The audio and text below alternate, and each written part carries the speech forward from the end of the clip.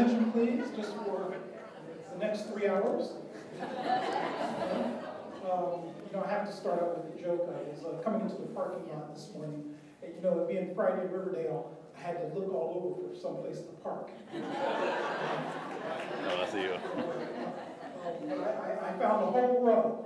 Obviously,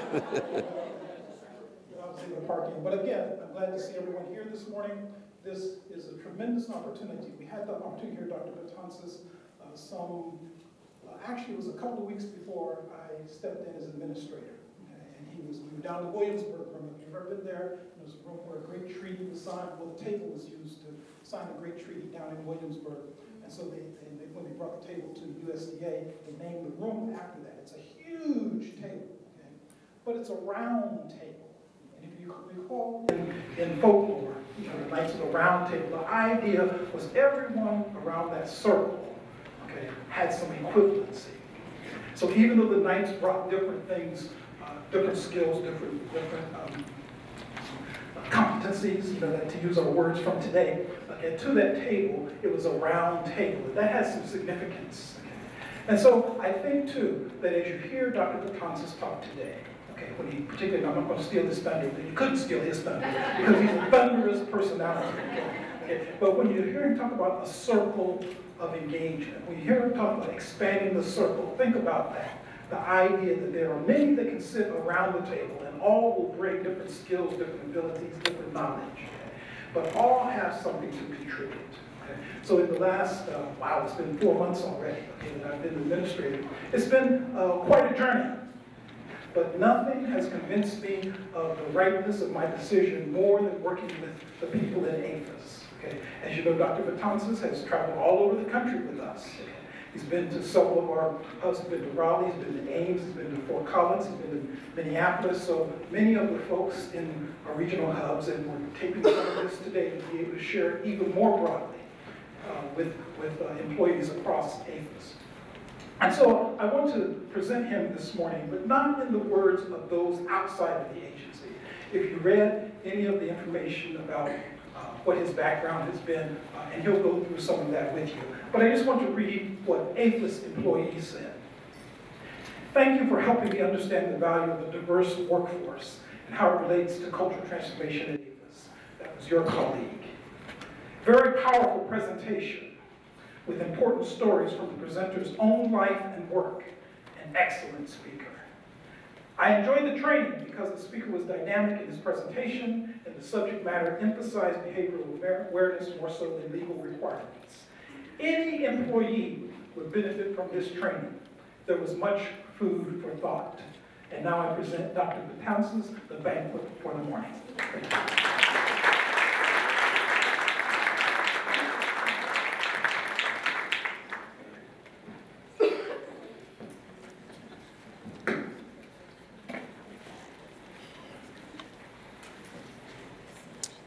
Good morning. What's up? I am extremely pleased to be here. I have met the APHIS family and some people in some of the other sister departments, and it's been a good run, and I've been well received. And one of the reasons why this process is going well is because it is a top-down, there's a top-down commitment to make it so.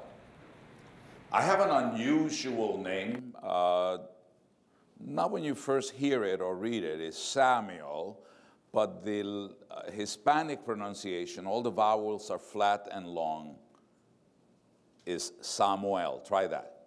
Samuel. Isn't that beautiful? And my last name is Betances. Try that. Betances. Now put both together. Samuel Betances. It's just beautiful. I get up and I say it about, I get up in the morning and I say it about 10 times. So, Dr. Perham, thank you for your kind introduction. I want you to look at me for a moment. I want you to look at me for a moment, please. My mama was a very white, European looking. And daddy was very black. Oh yeah, he had coarse hair, black skin, flat nose, full lips, not like Mick Jagger. Nobody has lips like that. But my mama and daddy got together and look what they did. That's why I look Arab.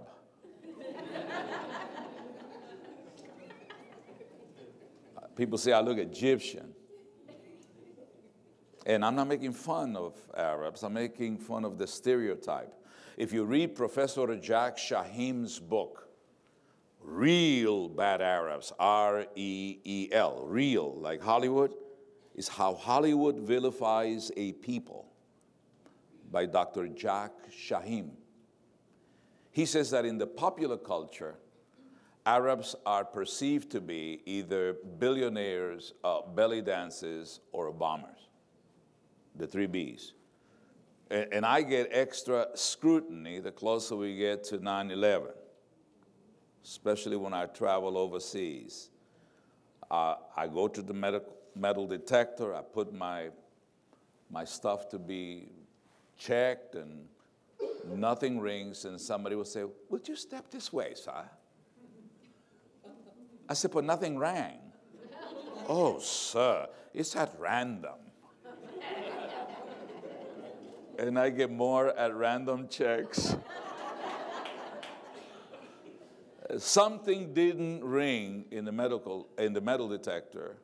Something rang in somebody's head.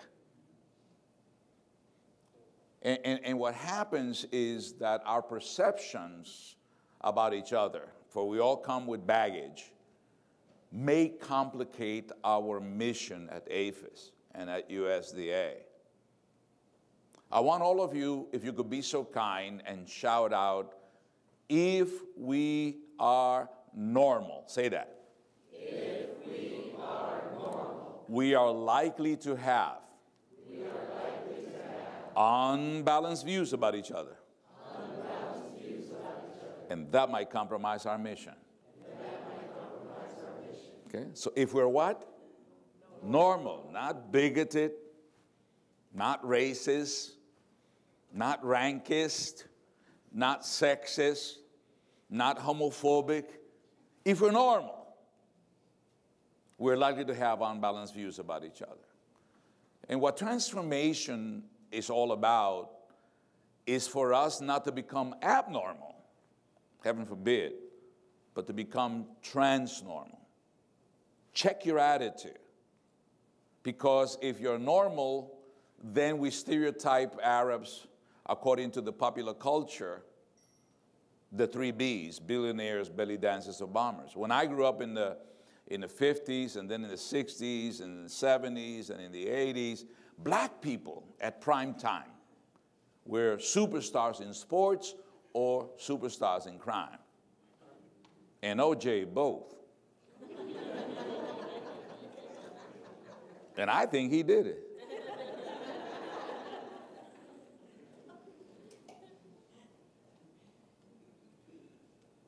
If we're normal, Mexicans came to this country last night and illegally. Never mind that the United States expanded and took over what used to be Mexico. If the truth be known in a lot of these circumstances, if you tell some of these Mexicans, go back where you came from, they go to Texas, California, Arizona.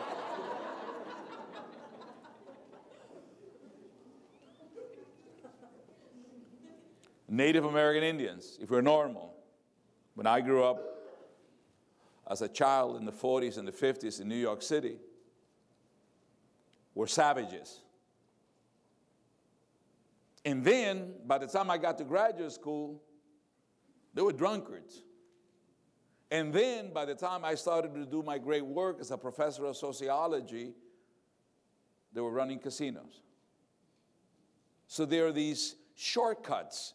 So when we see people, the media, the popular culture gives us this optic that limits our ability to understand and to appreciate how in so many ways Maya Angelou is so right when she says, in minor ways we differ, in major we're the same.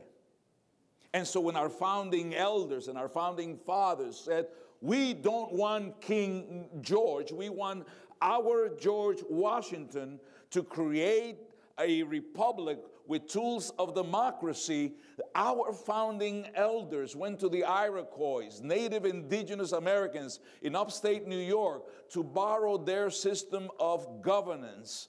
And in fact, when I met with some of the Iroquois leadership some years ago, they said, Dr. Betances, not only did the founding fathers take our way of governing, they also took our symbol of nationhood, the eagle, as their symbol of nation state. But that's not part of our, that's not in our brains. That's kind of, we get a lot from the popular culture. If you're normal, I remember growing up at a time when the Irish were stereotyped to be drunkards and brawlers. When if you came from an Italian heritage, you were likely to be either working for the mafia or somebody in your family was. The Scots kept the Sabbath, it was said, and everything else they can get their hands on. And Jews were Christ killers and clannish and running banks. And women were destined to play a supportive role, not a leadership role.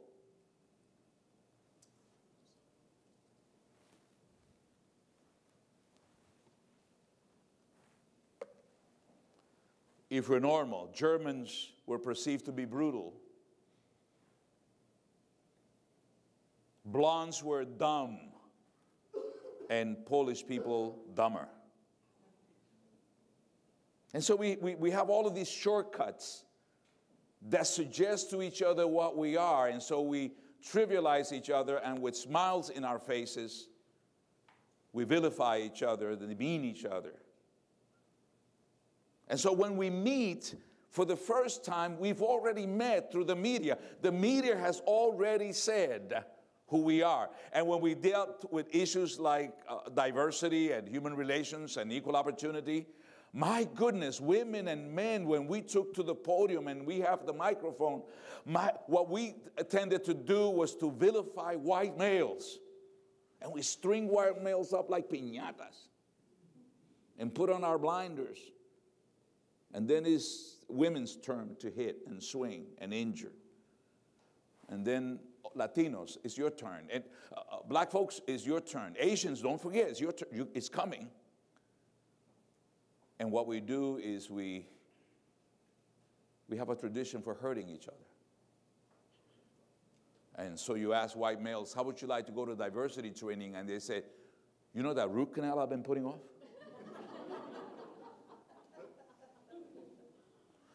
And by the way, the only thing that people knew about Puerto Ricans came out of a film. I don't know if you remember, a play on Broadway that was made into a film and it won a lot of awards. The West Side Story. I've seen that movie 3 times, and I am convinced that the script for that movie could not have been written by no Hispanic. Ask me why. Because you cannot go to a Latino neighborhood at 3 o'clock in the morning, call for Maria, and only have one window open.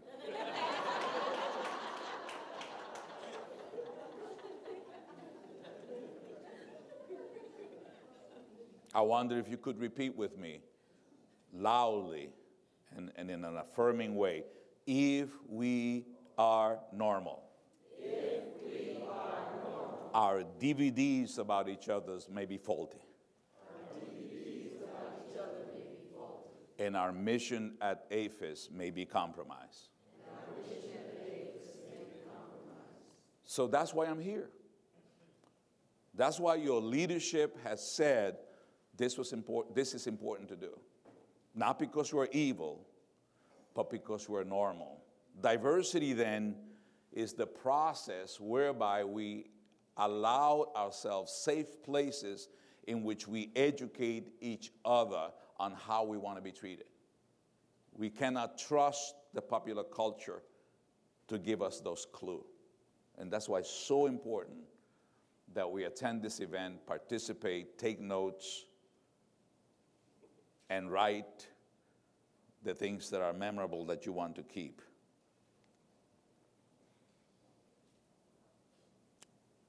It's important that we understand that when we deal with transformation, that diversity and equal opportunity are not the same thing.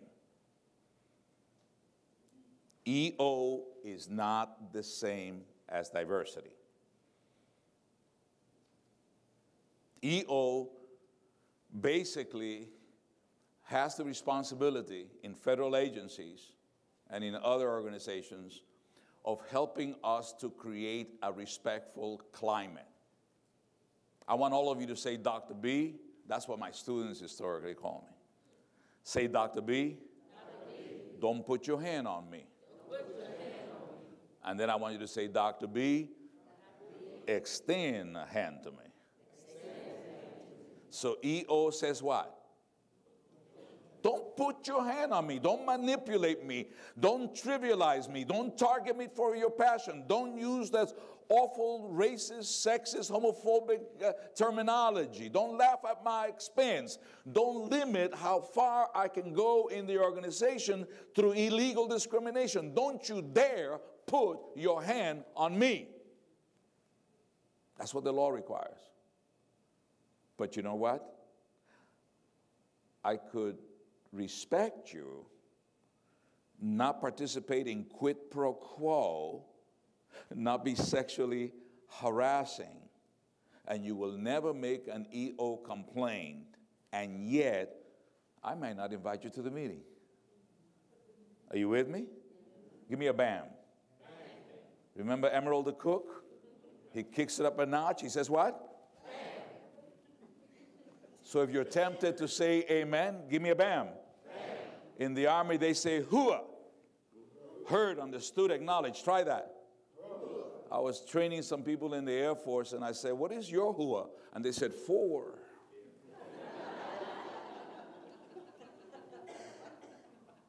Give me a bam.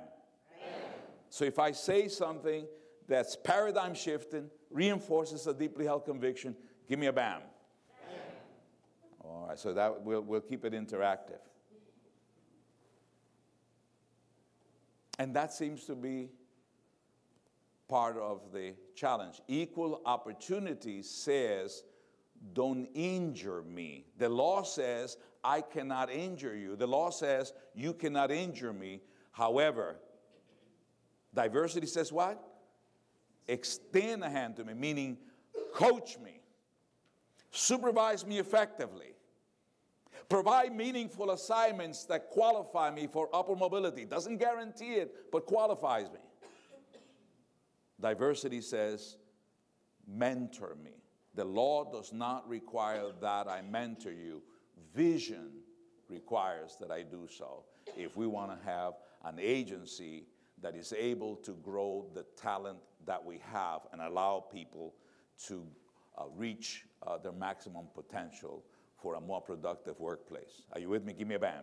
Bam. Okay, so EO is a wing of the plane that says, respect me. Diversity inclusion is the other wing that says, develop me. The law says, be respectful. The law does not say, develop me. The reason why I'm here is because we have to do both.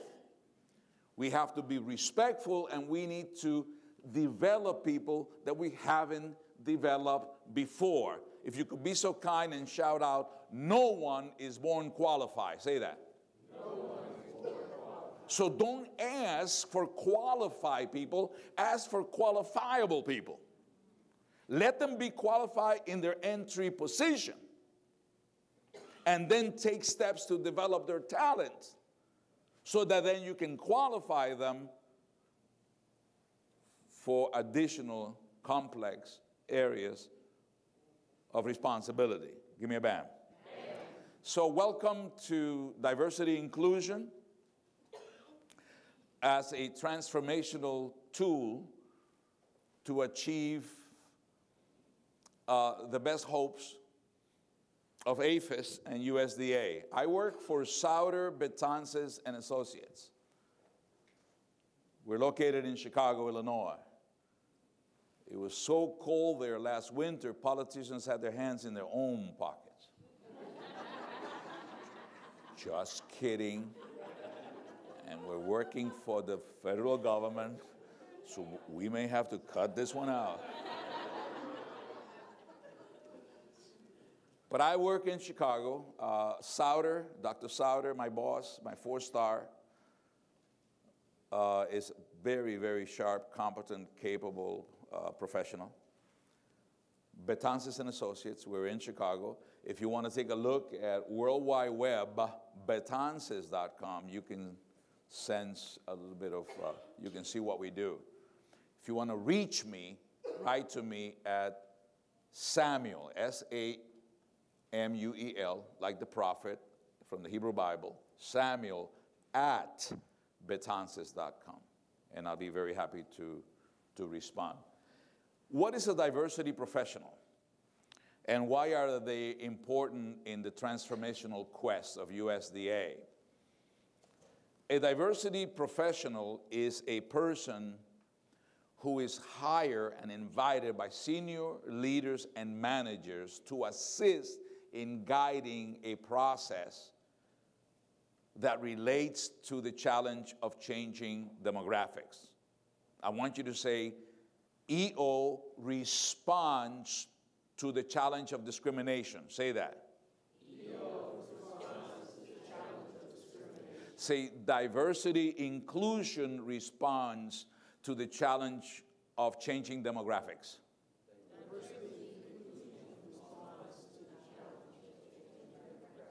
Okay, so equal opportunity is saying, don't discriminate.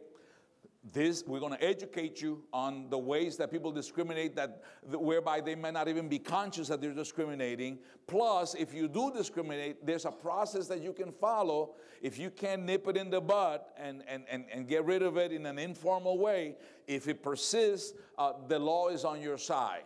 And there should an investigation take place, and then there should be some kind of a way of dealing with it. That's what EO does.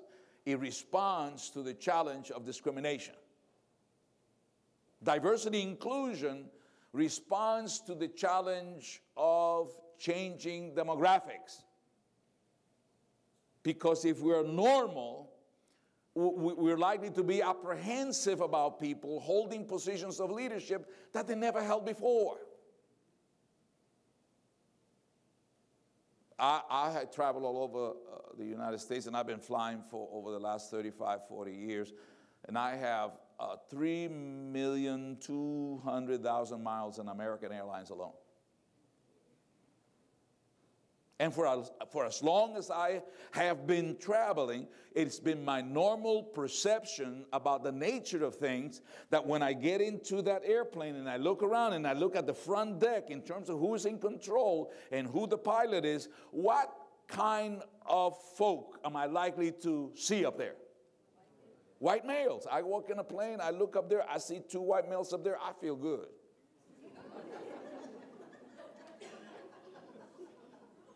I said to myself, this is going to be a safe flight. Unless they get distracted in their computers flying over Minneapolis. It's my normal perception about the nature of things that when I get on that plane, I'm going to see white males taking care of business in the front deck. Well, because of my miles, I was going to do a commencement address in El Paso, Texas. American Airlines has a non-stop from Chicago to El Paso. It was Saturday flying, so there were not that many people, flying. So I got upgraded, and I'm feeling good, like I deserve this. First class. And I go into the airplane, and I looked around, And the whole crew was female. I mean, the whole crew. The whole crew. There were 2 white women out there touching everything.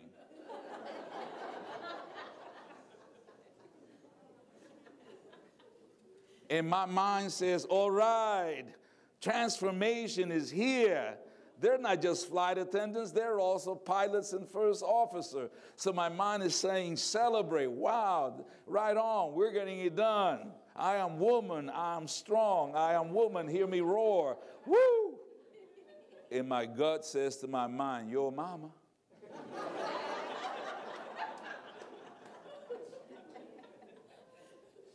Why? Because I was normal. Would you say that I was being sexist, or that was just my normal perception about the nature of things? I was normally sexist.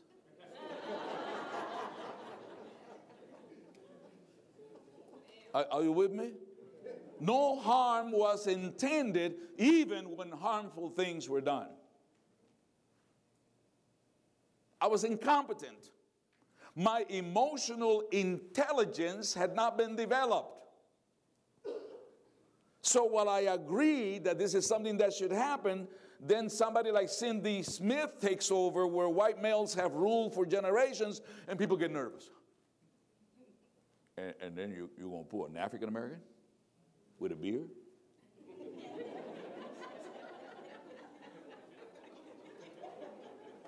It don't feel right. I mean, we even got somebody in the White House.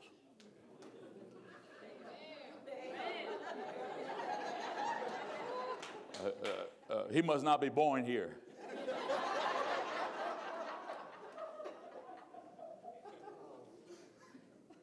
Why was I nervous? Because I was what? Normally sexist. I wasn't prepared. That is called status inconsistency. Say status inconsistency. When you see somebody with a lower social worth holding on to a position of high achievement, that means in sociology, status inconsistency. When Mr. Obama was elected, the State Department asked me if I would go to Venezuela and to lecture and to explain the meaning of the election. Why? Well, black president in the United States of America, through the ballot, not the bullet. And you know, black presidents are not new to nation states. The only difference about the United States of America is that in this case, black people in the United States, African Americans, are only 11 or 12% of the whole population, not just the voting population. So for the first time in the history of a nation state, a largely non-black people voted for a black president. And not only that, the first 16 presidents could have legally owned this one. And so I went and I lecture throughout Venezuela about trying to make sense of the United States of America in the 21st century. Status inconsistency means when you put somebody with a lower status socially, ascribe. When you see a woman who has a lower ascribed status than men, has a high achievement in terms of responsibility, that is status inconsistency, and that makes us nervous because our emotional intelligence has not been fully developed. And what transformational outcomes means, your ability to educate yourself emotionally to understand that it is okay and that the mission is not compromised, and that you must resist the temptation of circulating gossip that would suggest that the reason why this person is having that position is because some kind of affirmative action or reverse discrimination or something perverse. To a lot of people, diversity equals perversity. And you have to understand that when I got on that airplane and I put on my seat belt and I said my prayers, that it was okay for me to be nervous because I was normal. But it was okay for me not to bolt out of that plane or to assume that women should not be pilots. Now, about 18% of all of the pilots in the airline industry happen to be female, and it's not because of affirmative action. But there's a demographic shift. I want you to say, shifts in the population create tension in the organization. And so as I don't know how many of you worship, but my grandfather was Pentecostal, full gospel, born again preacher. And you would go to church, I don't know about you, but for those of you that attend worship communities, whatever your faith is, I don't know if you realize that some people have ownership on where they sit. There are families that sit in a certain place for a quarter of a century. And sometimes visitors come early. And you're going back there, ooh. It's not a written rule. That's where they sit. That's where they sit. Changes in the population create tension in the organization. That's what we're talking about in the workplace. Changes are happening. Women today are knocking on the door of opportunity, and it isn't just because they're female, and I don't know why. I can't explain it why scientifically, but women are graduating more often from college than men.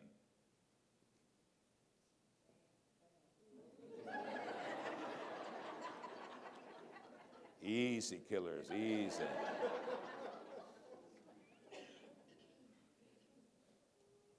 Medical school. If you go to Johns Hopkins University in Baltimore and look at the medical school, 55% of the medical students are female. They're knocking on the door of opportunity. And I have to tell you something. My doctor passed away with pancreatic cancer at age 53, and his whole practice went to his assistant, another doctor who happened to be a female doctor. And my wife says that the best gift that we can give to each other, I'm 70 years old.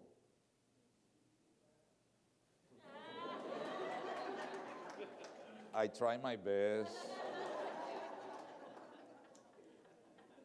But the older we get, my wife basically says, Sammy, the best gift we can give to each other is good health. And so I have to have all my annual checkup for prostate cancer and stuff like that. And here I show up, and there's my doctor, and she looking fine too. In her 40s. And I have to tell you something. As a Latino macho code guy, that's my emotional intelligence, I don't like to disrobe to a man. But if I have to, you understand? For these purposes, I will. And she and I are looking at each other and saying, oh, my Lord. And you want to hear this one? We were both emotionally incompetent to do what was required at that particular moment. And she says to me, we really don't have to do this. I said, okay. But the fact is that we really did have to do this.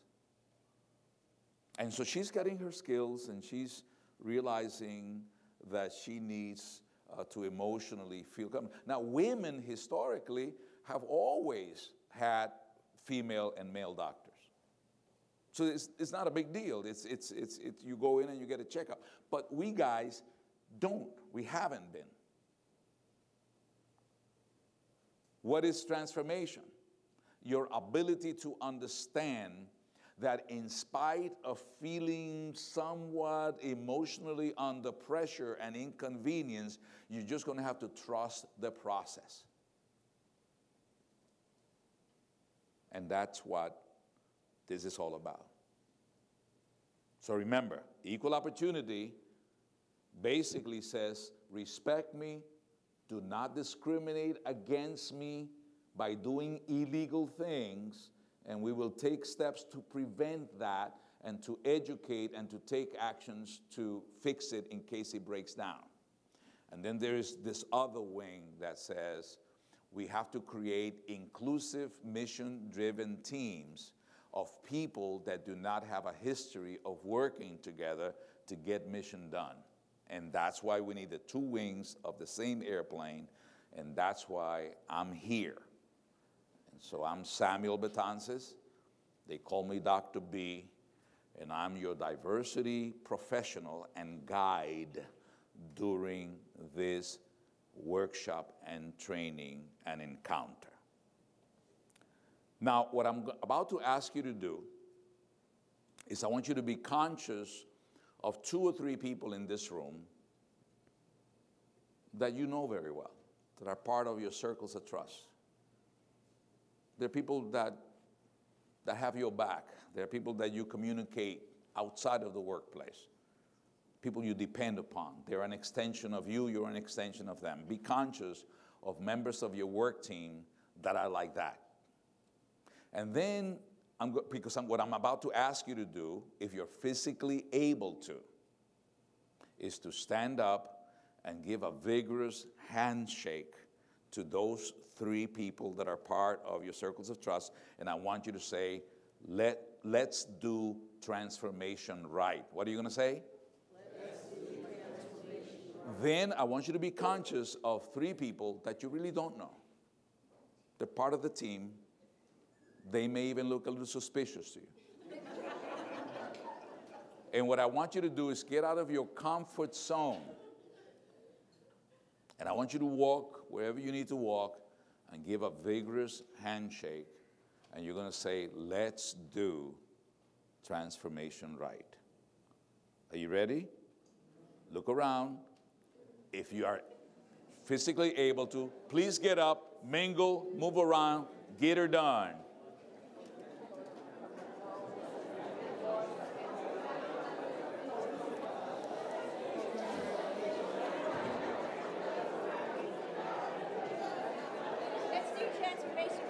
Amen.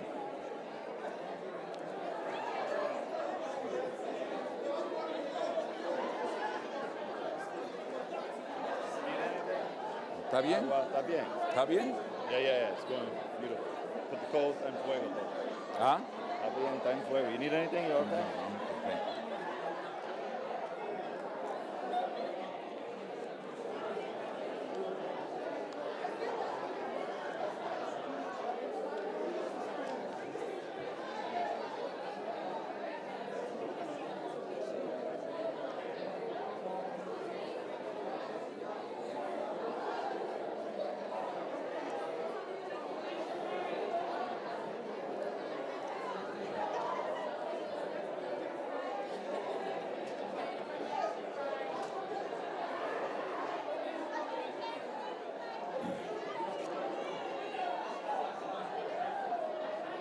Hola Samuel Betances, soy Diego Friedman.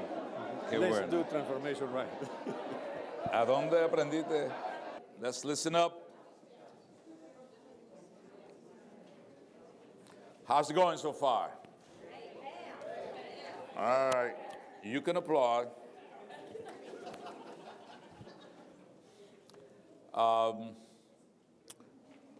As you know, we're videoing this session so that we could have a product at the end that might be useful. And so they might stop me if we run out of tape or something, but we can do this. We can do this together so that we can do transformation correct in terms of having products that work.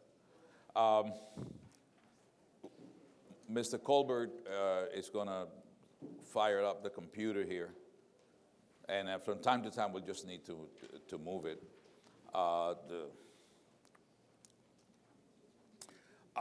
Please, if you could be so kind, and you have copies of the slides, you should have a writing instrument. take notes, and if at the end you find that it's not useful, throw it away. In the recycle bin. However, if it is in fact useful, you're going to find that it's good to have the connection between your remembering and the specific slide. So we request that you do that. So borrow a writing instrument if you do not have one. This is going to be interactive. I work, as I said, for Sauter Betances and Associates, and we get invited to assist organizations to increase their cultural competencies, for increasing their mission-driven, diverse teams. We're talking about leveraging diversity intelligence, and we use the word intelligence deliberately and carefully. It's our capacity to understand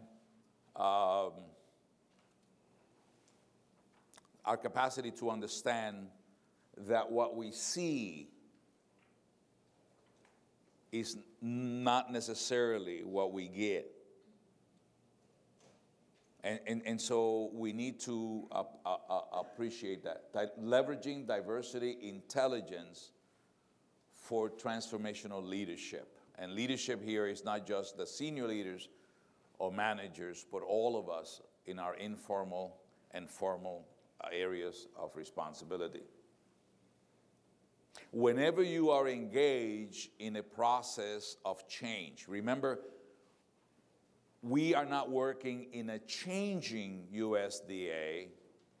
We are not working in a changing USA. We are working in a change USA and USDA. It's changed already. I want you to say, change is inevitable. Say that. Change is inevitable. Growth is optional. Growth is optional. So you see, change comes from the outside. Growth is an inside job.